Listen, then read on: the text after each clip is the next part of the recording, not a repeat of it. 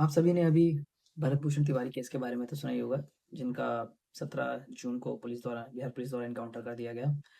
अ, मेरा वीडियो थोड़ा लेट आ रहा है बिकॉज़ मैं अपनी तरफ से थोड़ा रिसर्च कर रहा था देखने पे कि क्या-क्या हुआ, कैसे-कैसे हुआ। तो मेरी रिसर्च के अकॉर्डिंग जो सामने आया, भरत भूषण तिवारी एक पढ़े-लिखे व्यक्ति थे, प्लस वो अपने एरिया के सोशल मुद्दों को लेके काफ़ी एक्टिव थे। स्पेसिफ़िकली जो उनका बिलौती गाँव है और जमनिया गाँव है, वहाँ पे जो फ्लड को लेके इश्यू रहता है, डिस्प्लेसमेंट को लेके इश्यू था, सॉइल इरोजन को लेके इश्यू था, उसको वो काफ़ी एक्टिवली उठा रहे थे, जिसके रिलेशन में वो काफ़ी सारे पॉलिटिशियंस एंड वहाँ के अधिकारियों से भी मिले, बट जिन्होंने सिर्फ़ उन्हें आश्वासन दिया और कोई काम नहीं हुआ, जिसके एवज़ में बाद में उन्होंने हथियार उठाया और उनका एनकाउंटर हुआ।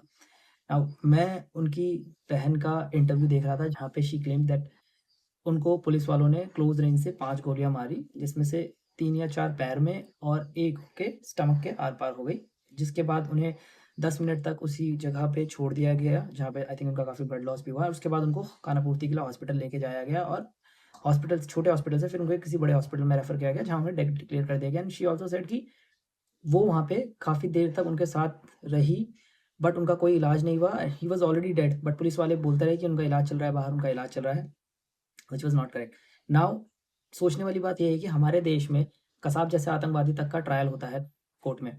माओइस्ट, टेररिस्ट जैसे लोगों का सरेंडर किया जाता है। ऐसे में भरत भूषण तिवारी, जिनका कोई क्रिमिनल रिकॉर्ड नहीं था और जिन्होंने सरेंडर कर दिया था, उसके बाद भी जो एनकाउंटर होता है, कहने के लिए they said self defence, but अगर सेल्फ डिफेंस था तो पुलिस वालों को सस्पेंड क्यों किया गया है?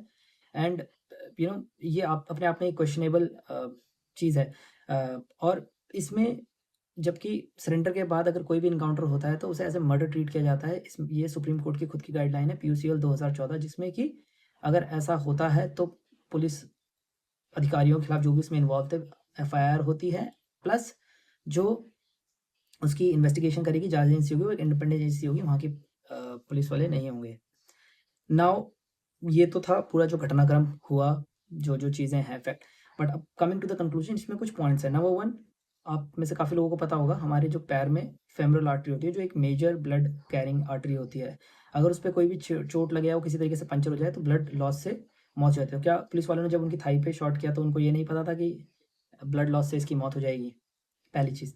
दूसरी चीज़, जिस तरीके से बिहार पुलिस ने इस पूरे मामले को हैंडल किया, वो थोड़ा अपने आप में अजीब था, क्योंकि मैंने भी कुछ वीडियोज़ देखी वहाँ पे, जब अधिकारी बात कर रहा है तो कोई पीछे से आ जा रहा है गन लेके, कुछ ना कुछ चल ही रहा था।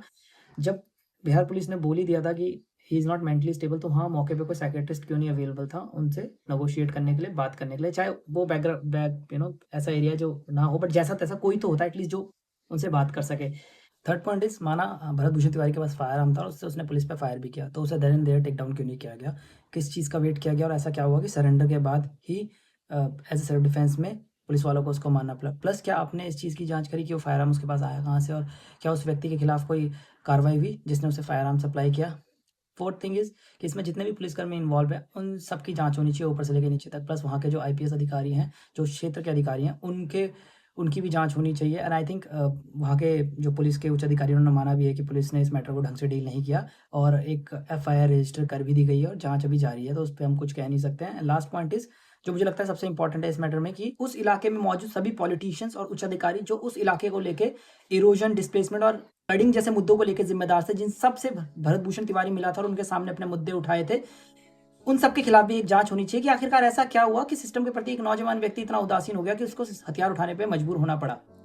तो इस पे यही मेरे विचार थे। आप अपने विचार और राय कमेंट बॉक्स में लिखिए, मुझे अच्छा लगेगा। जय हिंद, वंदे मातरम।